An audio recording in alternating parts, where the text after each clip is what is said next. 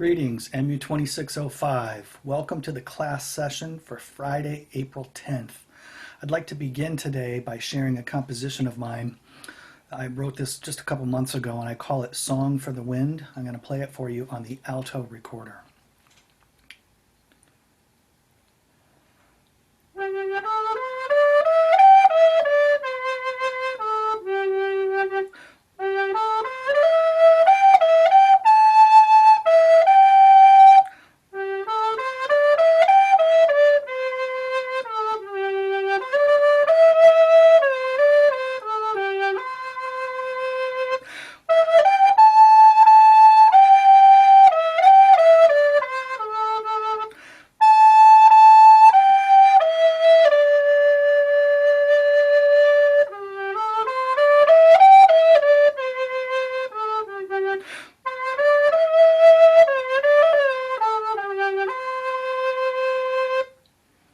So that was Song for the Wind. And now how about a quick lesson on transposing instruments, because the alto recorder is an F instrument.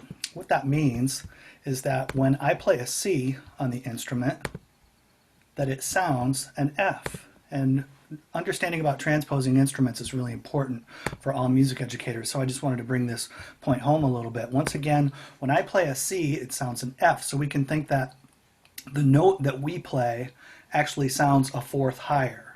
We could also think of fifth lower, but just for the sake of simplicity, let's think, okay, the note that sounds is actually a higher. So I play a C, that actually sounds an F. So here is the alto recorder in F.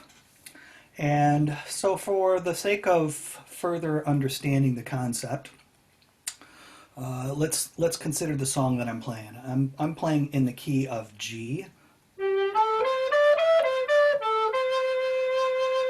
Okay, but remember that the key that sounds would be a fourth higher. So if I'm playing in the key of G, what key do you think it's really truly sounding in? Well, if you said C, then you would be correct, because C is a fourth higher than the note that I am playing. So let's take a look at a little transposition chart here, and you can look over on the right and you can see that when the alto recorder is playing C, the note that it sounds is an F. So what if I played the note E? What note would that sound? It would sound an A. Here's our E. It sounds an A. If I play the note F, then it truly sounds a B flat. So there's just a quick little lesson in transposing instruments. Again, important for all music educators, not only instrumentalists, because we'll all find ourselves in performance situations where we're either playing transposing instruments or working with instrumentalists who play transposing instruments. Let's get into our reading for this week on Chapter 9. And before that, actually, I'd like to share some words of inspiration. Imitate, assimilate, and innovate. Creativity belongs at the heart of an education in music. Choice is the essence of musical creativity. And life is not measured by the number of breaths we take, but by the moments that take our breath away. So there are some words of inspiration. Let's dig right into our chapter on the students and what do they learn. Points of focus would include musical elements, musical independence, and standards for learning music.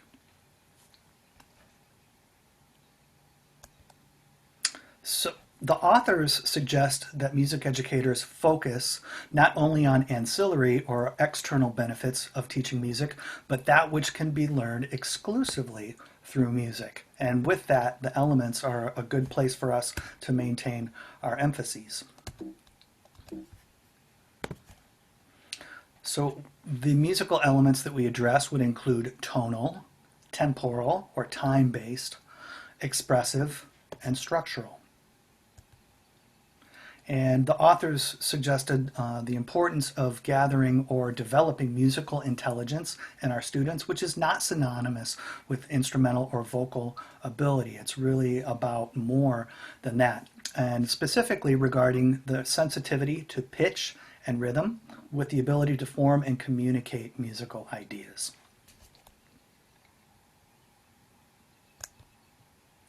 One of the primary goals for music educators will be to develop our students' musical independence.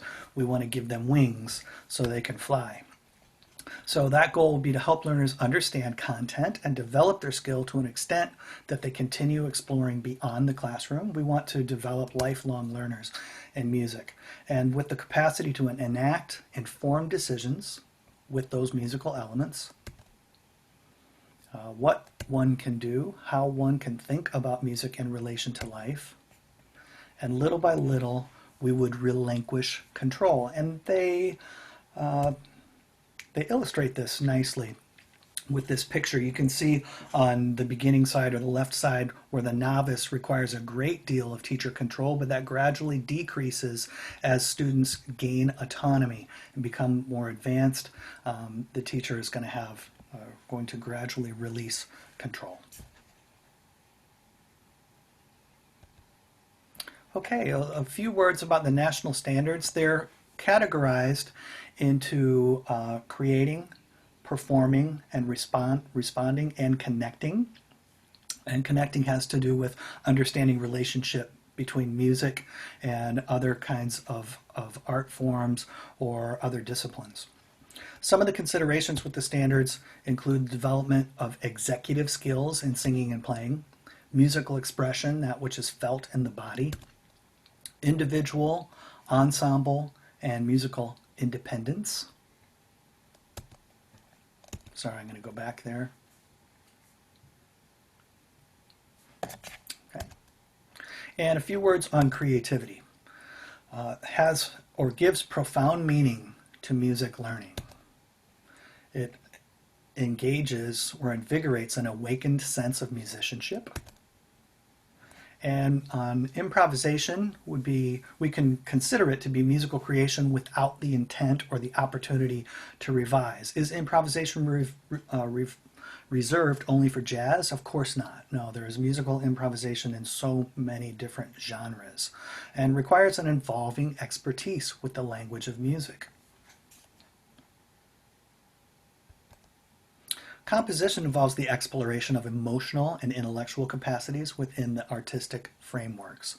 So we want to engage our students in activities in which they improvise, in which they compose, in which they arrange. And a suggestion here would be that you begin with small and manageable projects for which you can envision entirety before beginning. And if my picture box is covering that up, I'm sorry, I'll read it one more time. Begin with small and manageable projects, those for which you can envision the entirety before beginning. You can also view this as a PDF file in Canvas. On reading and notating, it would be integral to music education, but it should be taught only after the development of particular abilities to hear, to understand, and to express. And the authors really explain this well using the analogy of a toddler. We wouldn't teach a toddler about the concept of a chair by showing them the word or spelling the word out. No, we would experience a chair. We would view it. We would sit in it.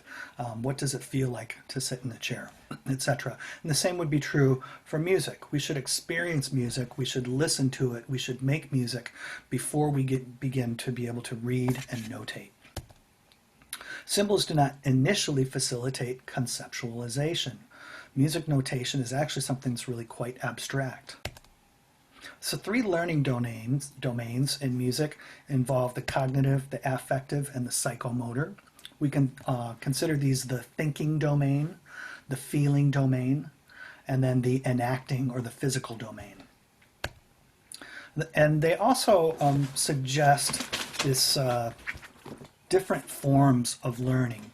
And this is from, I think it's Patricia Sheehan Campbell, this 3-phase pedagogy of learning. If you're looking in your book, I'm on page 209, and the attentive learning would be where we call students' attention to particular features so that they're listening attentively for example, contour or for harmonic structure. Engaged listening requires that we actively engage in music making while listening. And then an active listening would be where we kind of put everything together, where the listener performs music, bringing substantive knowledge base so she can attend to every musical nuance present in the music while performing it.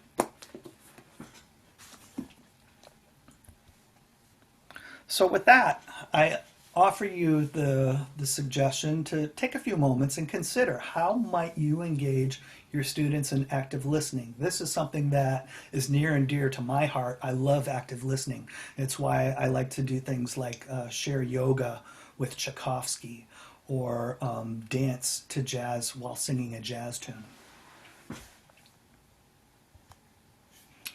And finally, a statement on the standards from the authors. When the essence of the standards is pursued, students become better, more informed musicians. Okay, I'm going to wrap things up with a few announcements. You have your video demo project, which is coming up on April 16th. More on that here in just a second. 1 week later, your music teacher observation is due on Thursday, April 23rd. Both of these are due at 10 p.m. There's a check-in that is timed, and it takes place between April 23rd and the 24th. It'll open at 12 p.m. on the 23rd. And it'll close at 7 p.m. I say it's timed. What I mean is that you have that interval of about a day and a half to complete the check-in. I won't accept late check-ins, so please make sure that you log into Canvas and take the check-in during that time frame. Feel free to use your book, your notes, etc. We're going to read chapter 10 for next week. I slightly revised the syllabus because we don't have our visitor that would have come for next week, so we have chapter 9 for this week, chapter 10 for next week. Please read it in advance. And then our final exam will take place on May 8th, which I believe is a Friday.